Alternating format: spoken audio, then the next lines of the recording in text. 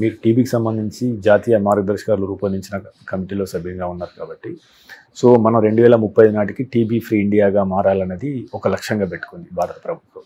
ఇది సాధ్యమయ్యే అవకాశాలు కనబడుతున్నాయా? సో మన గవర్నమెంట్ టార్గెట్స్లో డెఫినెట్గా టీబీ ముక్త్ ఇండియా అంటే టీబీ ఫ్రీ ఇండియా అన్నది మెయిన్ టార్గెట్గా పెట్టుకోవడం అనేది చాలా మంచి విషయం అంటాను.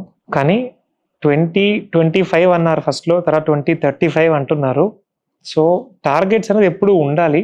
మనం 2035కి టీబీ ఫ్రీ ఇండియా అవ్వగలుస్తామా అంటే మేబీ నో, కానీ మనం ప్రయత్నించడం అయితే మనం చేయాలి. సో ఇప్పుడు టీబీ ఫ్రీ ఇండియా అవ్వాలి అంటే అగైన్ మనకు మెయిన్ 3 అంటాం అనమాట. Early diagnosis.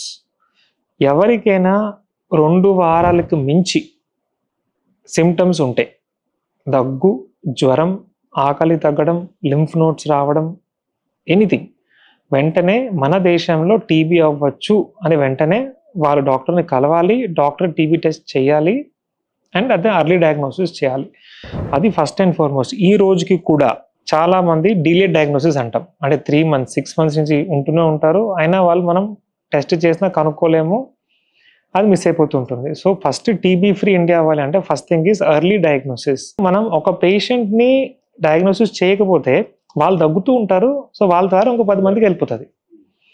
Second important thing ఏంటి అంటే correct treatment. TB treatment easy కాదు అండి, ఎందుకంటే టీబీ ఒక ఎట్లాంటి ఇన్ఫెక్షన్ అంటే మినిమం 6 months, ఇప్పటి ఉన్న మెడిసిన్స్కి కనీసం 6 months అంటాం, కొన్ని టీబీస్కి సంవత్సరం కూడా మందులు అవసరం వస్తాయి. సో 6 నెలలు ఆ పేషెంట్ మందులు కరెక్ట్గా వాడి తట్టుకొని నయం అవ్వాలి, మళ్ళీ క్యూర్ అవ్వాలి. సో సెకండ్ ఇంపార్టెంట్ థింగ్ ఏంటంటే మనం కనిపెట్టిన ప్రతి టీబీ పేషెంట్కి కరెక్ట్ ట్రీట్మెంట్ అందించి ట్రీట్మెంట్ క్యూర్, పేషెంట్ టీబీ నుంచి క్యూర్ అవ్వాలి అన్నది సెకండ్ ఇంపార్టెంట్ థింగ్. ఇప్పుడు కొత్తది ఏంటంటే లేటెంట్ టీబీ. ఇది కూడా గవర్నమెంట్ ఇప్పుడు ఈ స్కీమ్ స్టార్ట్ చేసింది పథకం. సో ఇదేంటి అంటే బ్యాక్టీరియా ఉంది లోపల, అది ఇంకా జబ్బు కింద మారలేదు, పేషెంట్కి లక్షణాలు లేవు. 2 సంవత్సరాల క్రితము లేటెంట్ టీబీని మనం ట్రీట్ చేసే వాళ్ళం కాదు.